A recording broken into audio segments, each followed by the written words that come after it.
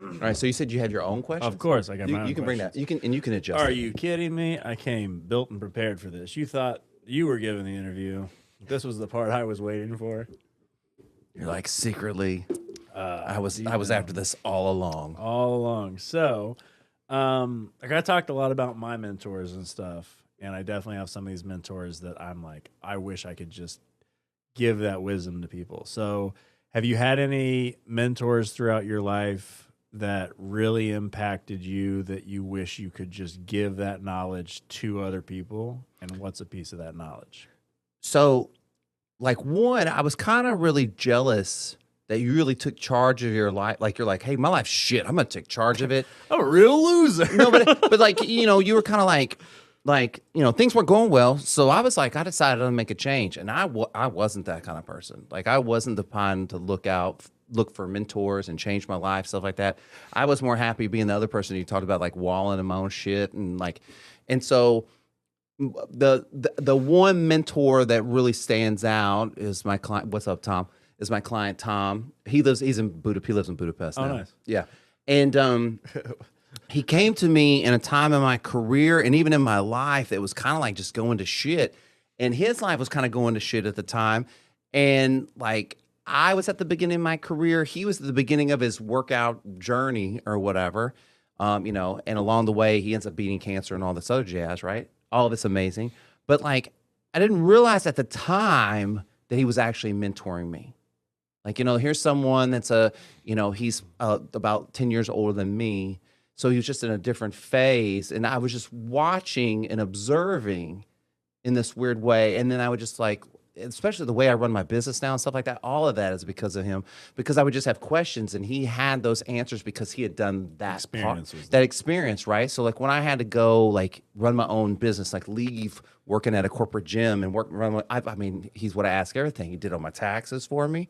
Like, I mean, there would not be even like this, like doing the podcast wouldn't exist without him because I would have never believed that I could go do something on my own. You know what I mean? That I could create something, that I could build my own business because he had built his own business. He had, done all this stuff. And so, yeah, like, I mean, and my dad, you know what I mean? I think your dad doesn't have to be necessarily a mentor. I guess not everybody has a great dad, but I was lucky enough that my dad. Yeah, it's not an even deck of cards, but well, like with my dad, like it's again, like I kind of said, like, hey, if it went for my parents, tattoos on my face, right? My dad was like tough, and I really needed that, and I didn't realize how much it was impacting me until I was older. You know what I mean? But yeah, like I'm like, it's like we're polar opposites. You went looking for all the knowledge, and I just like I was more comfortable sticking my head in the ground, and it really wasn't until someone came into my life.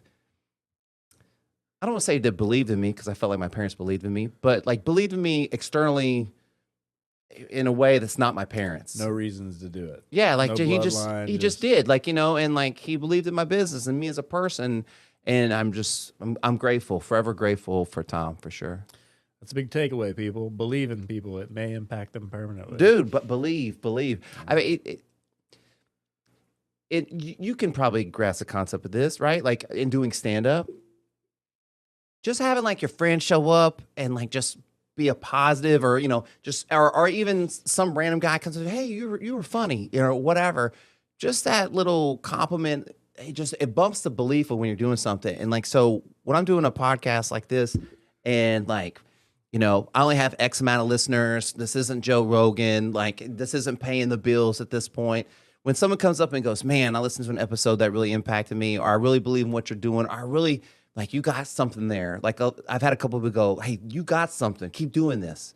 Man, that belief just goes, like, so far. You know what I mean? And to making me want to go, like, here's someone that believes in what I'm doing, that he sees the magic that I see in this, That's definitely solid.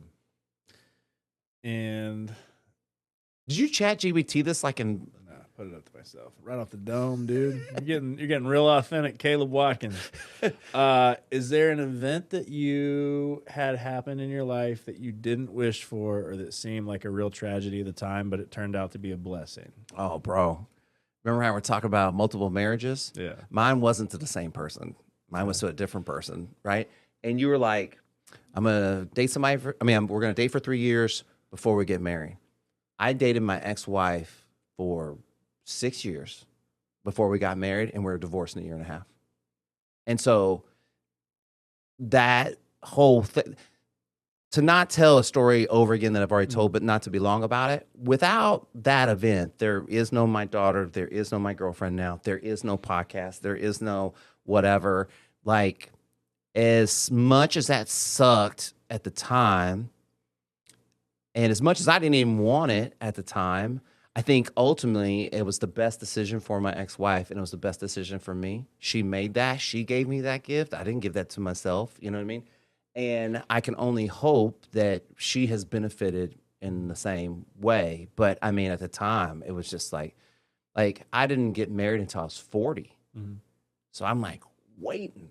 Because like you, one time, let's do this one time, let's get it right, blah, blah, blah. You know, and my parents aren't divorced, and my brother's married, not divorced. And so, you know, no one even knows how to coach me through it or help me or talk to me about it because it's never been in my family. Their world. It's not their world. I remember calling my mom and talking to her about it, and God bless my mom. Like, she tried, but like, you just don't know until you know. Like, you don't know what it's like until you know sometimes. And that was one of those scenarios. But man, as horrible, it might be the, up to this point of like not losing my parents and stuff, the lowest point of my life. And such great beauty has come out of that scenario for me. I'm so grateful. That's awesome. Yeah, that's a good one. That's a good. I also got that from that 5 Love Languages book, that like all the love that you receive in life stays with you. So if you do have that time in the beginning where you're figuring relationships out, you don't have to get it right off the bat.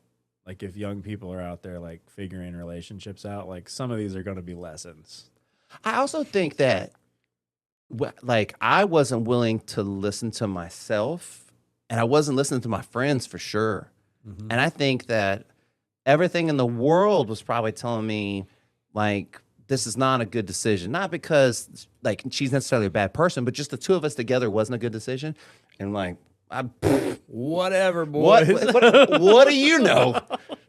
What do you know, bro? You know what I mean? And it's just, I don't know. Like, if I would have been more self-aware and like where I am now, that probably wouldn't have happened. Without that happening, I wouldn't have this. Mm-hmm. I don't think I'd be this. I'd be the same unaware person. I'd be rolling the same stuff, doing the same old things. I needed something to like really punch me in the face. It really punched me in the face, I think. Yeah. Because I just remember being like, I just felt like a huge failure. Even though I knew people divorced, my grandparents were divorced, I just felt like a failure. You know what I mean? And I think a lot of people don't recover from events like that make you feel like a feather. Sometimes they don't recover, and then your life just spirals down. And and some of those punches in the face are to wake you up and go like, hey, you need to make a change. But people don't see it that way. Yeah, you get I definitely have had those God bring me to my knees moments where it's just like, dude, everything's falling apart. Holy shit, I can't believe I'm losing again. So yeah, that's a good one. That's a good impact moment. Tell me about a near-death experience that you had. Bro, I had a near-death experience last week. Yeah, so tell me about that. I don't know if this one counts. I was in California. I was doing a podcast tour, and my buddy has season tickets to the UCLA women's basketball game, and they were doing like a day game, like at 11 a.m. And so I'm following him, driving from Northern California to Southern California. And I rented a Mitsubishi Mirage. And the reason they call it a Mirage is because you can't see that car because it's so small. And so I'm following my buddy, and I guess the car in the other lane was just going to like drop in behind him, but didn't see me, just ran me straight off the road. And I come off the road, come back on. And I was like, God, like, am I a bad, like, I mean, just, I haven't been in a lot of situations like that. So I was like, did I do something wrong? Like, what? And I'm not the kind of person to like get back on the road and shoot the finger and do all that stuff. Yeah. And like, anytime you do that, you're taking a chance. Now you're going to get in a wreck. You're tempting fate, tempting the universe to fuck you up. So I just kept about I got past him because I didn't want to try to run over me again. I get past him, We get to where we're going, and I asked my buddy, I go, man, tell me. I go, did you see that? He goes, oh, yeah, I saw that. I go, did I? He goes, oh, no, he ran you straight off the road. I was like, yeah, that's what I thought. He goes, but I gave him the finger, though. I said, appreciate it. Nice. Thanks. He's doing it for me. Yeah. That's so awesome. You're doing God's work. I appreciate that. We needed you to expletive the situation. But I mean, other than that, the last time I almost died, I'm a pretty safe person, especially when you have, at least for me, like getting a kid. Yeah, it changes you. You just realize you're like, oh, like I don't want my kid to grow up in the story that she tells, be like, oh yeah, my dad died when I was 5. Yeah. I don't want that. At least that's me. And so like I want to die at a reasonable age where she goes, oh, my dad died at 80 or whatever else it is. And like we have a life together because, you know, the relationships with your parents impact you, but also the lack or the missing relationships of parents impact you. So like, you know, if you were just raised by your grandmother, it's just different. You know what I mean? And I don't know. I just want to make sure I'm here for her now. She's so awesome. I don't want to like take it for granted, you know? That's awesome. Yeah, you don't want to die early.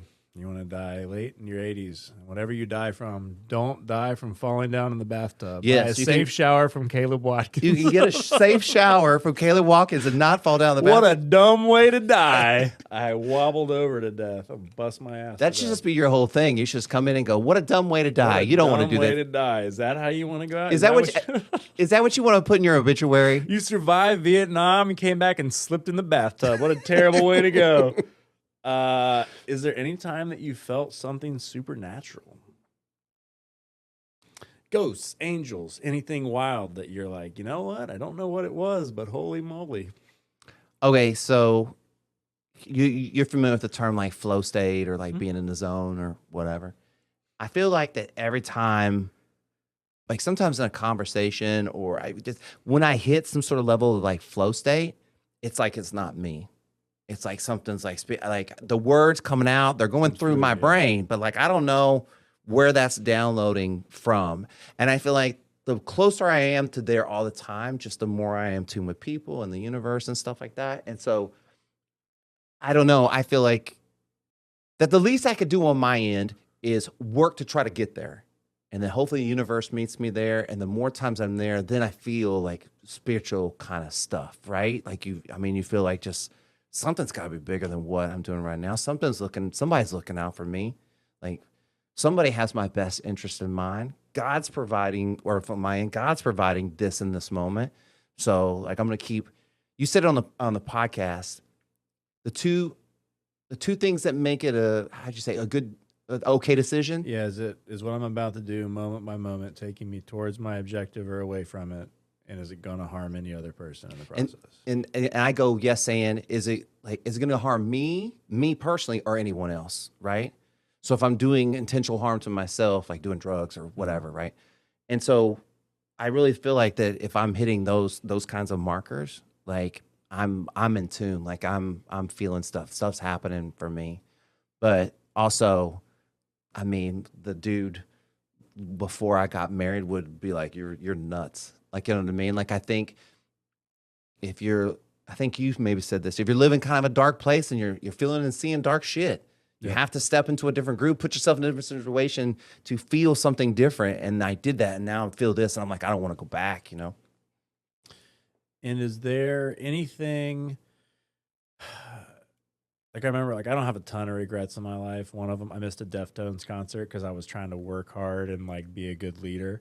Is there anything? Wait, that's a big regret? That's a huge regret. I wish I did just went to the damn Deftones concert because that would have been Have incredible. you seen the Deftones? No, I got the it's the only thing I've missed. I've loved Chino since I was little, and I fucking missed it.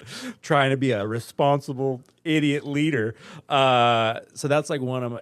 Do you have any things in your life looking back where you made the right decision, but you had an opportunity to maybe fuck off or fuck around, and you realize now, that weekend would have been okay, that you look back and like, I wish I would have done this bad thing that I did the right thing on? Unfortunately, like mine's like the opposite. Like, you know what I mean? Like I was like, okay, I was fucking off so much that I'm like, God, I should have done some responsible shit. You know what I mean? because like I remember, I think it was Malcolm Gladwell that was talking about this. He was reflecting on all the times he got drunk and went out and partying and got drunk and how much time he wasted, right? And after hearing that, and then really the podcast becoming a priority where I like cut back my drinking and then having my kid and not want to be drunk and stuff like that, I really started evaluating all that time that I wasted just like partying and stuff. But I think that's how I had to learn. And that kind of sucks. But now that I'm aware, I can like, what am I gonna do right now? Part like of it, yeah. this is can't do nothing about it. I can change it right now. I can make it different right now. And like, I really wish, you said on the podcast that you were like selling boats, right? And you had thousands of dollars. Your mom had to like that never like that wasn't even in the idea of me like selling something, making money. So I was like, like mowing my parents' yard, blowing through the $20 they gave me. I mean, I was the total opposite, So I really wish that I wouldn't have fucked off so much but it's fine. Yeah. I'm here. Yeah, ultimately. I only have this many tattoos, so it's not that bad. Yeah. Is there any tattoo that you wish you would have gotten that you skipped over? Like, no, I keep a list of tattoos that I want. Is there any tattoos that I would not get again? Yeah, I can answer that one too. Not really. So like, I'm tattooed like by my ex-wife, meaning that my ex-wife, not a tattoo artist, on our 1-year anniversary, I let her tattoo me. It's this real shitty looking, it doesn't look like a heart. It's like kind of really messed up, right? And on some level, it's not my favorite tattoo because my ex-wife did it. It's one of my favorite tattoos because the experience of tattooing someone is something I will never probably experience. No one else is going to let me do that. And we shared kind of that moment and like a trust, and no one died. Everybody's good and stuff like that.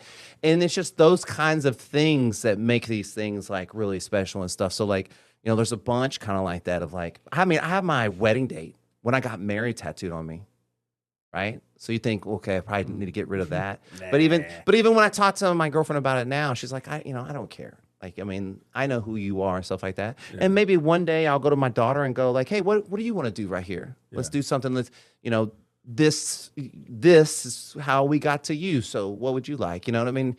That I don't look at it as like there's really any bad tattoos or mistakes. Just maybe stuff like, I don't know.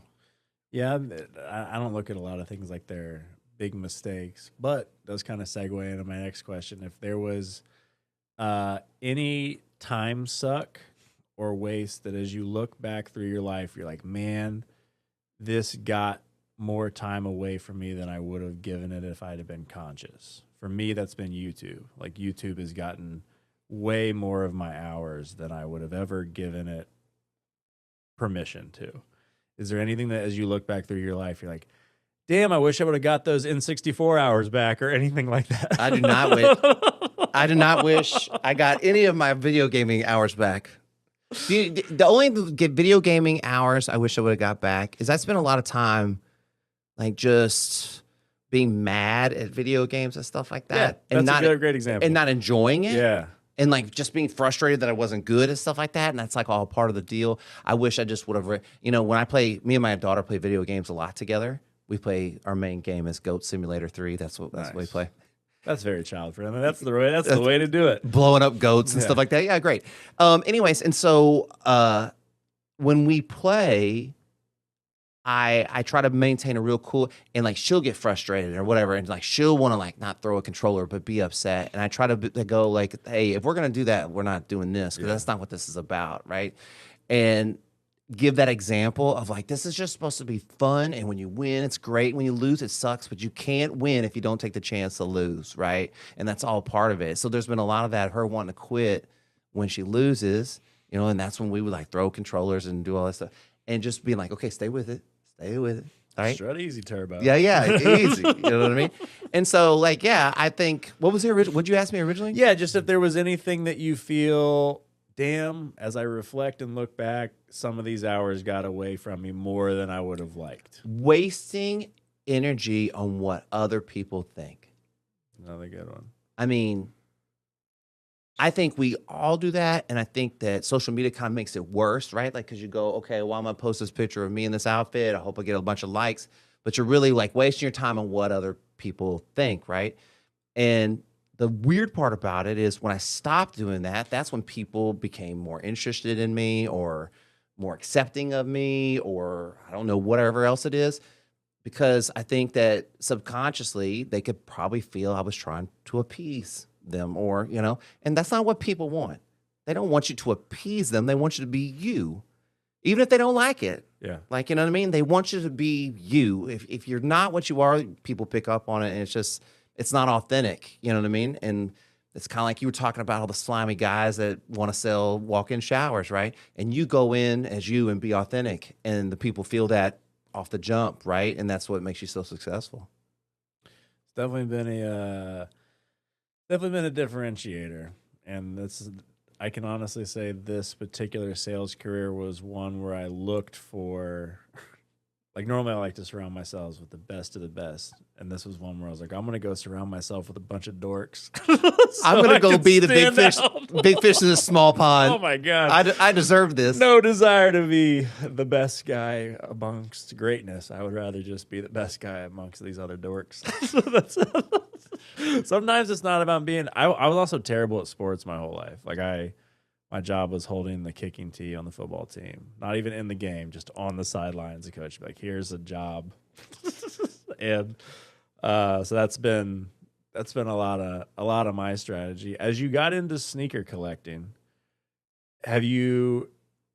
what's the biggest number of shoes that you would say you had in inventory at any one time? Oh, bro, like if we go upstairs right now, there has to be at least it's like 250, 300 pairs of shoes. Like every wall in my room is sneakers top to bottom. Like either show front drop boxes, which is just like sneakers put in there, or stacked like boxes, which is like way more. They stack way more. And then if you go in my closet, it's like the same thing. But like when my daughter was born, I really had to make a decision about and now she goes to a private Montessori school, right? So we got to pay for that too. I'm selling off Jordans. Right. So no. That literally, I was like, what's more important? Yeah.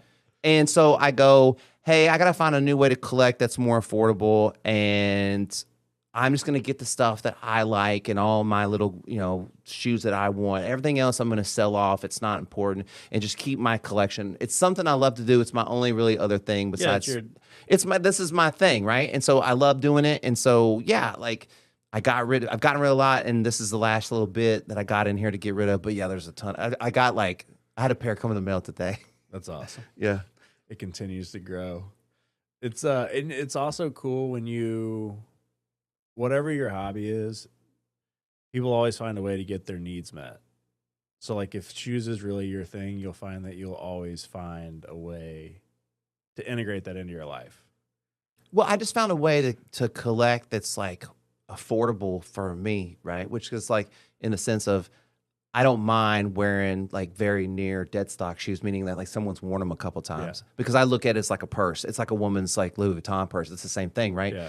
So, it's just like a car. You knock, a couple $100 off. As soon as you wear them, like the shoes I wore tonight, like if you notice, I didn't walk in them. Yeah, I just stuck my feet on them and I took my feet back out, because ultimately I don't want to walk around in them, because then I'm putting miles on them, and then now I got to say they've been worn. Yeah. And I don't want to do that. I just want to say, hey, I stuck my feet in them. That's it. Like for like 2 hours until I decide that I want to keep them.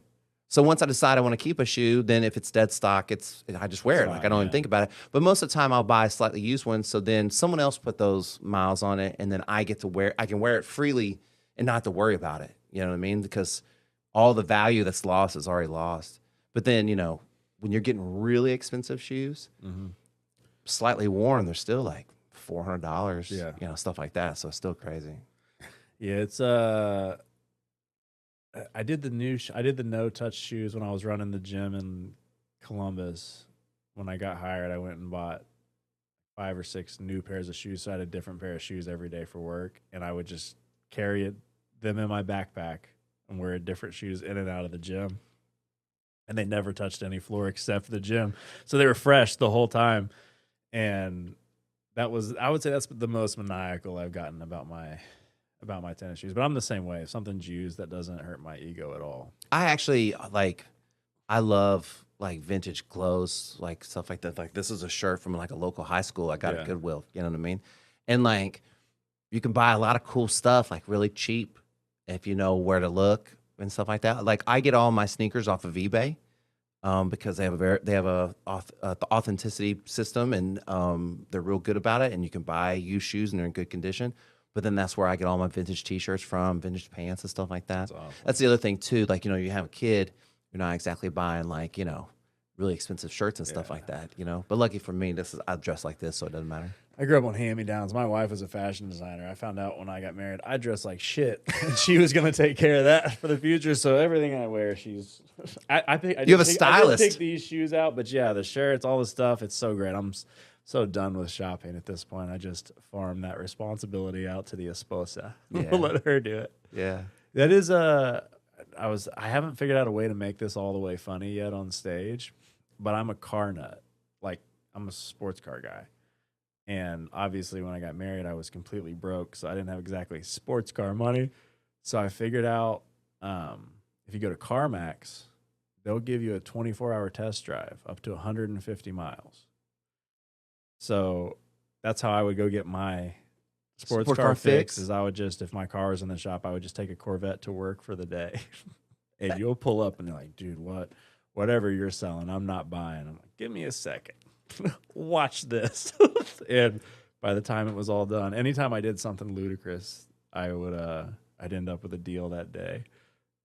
And so I've done that half dozen times now, where you can just take a sweet sports car for the day. So if you're ever looking for a really cheap date night, swing by your local CarMax. Shout out CarMax. I don't know how they're gonna feel about it.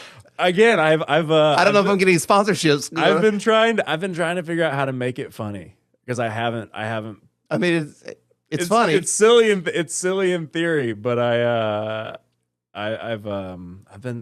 had that kind of pocketed for the last 2 years, where I was like, I haven't. It's funny when you're working bits out, because you'll have an idea and sometimes you'll know it's good, and it might take 2 years to find out what like really is the economy of words to paint the picture the correct way. Even today, as I was going, I'm like, man, some of this stuff is a long, drawn out story to get to, a punchline. But yeah, that's another fun. It's not shoes, but if you ever want to get your sports car fixed, that's how I've been doing it.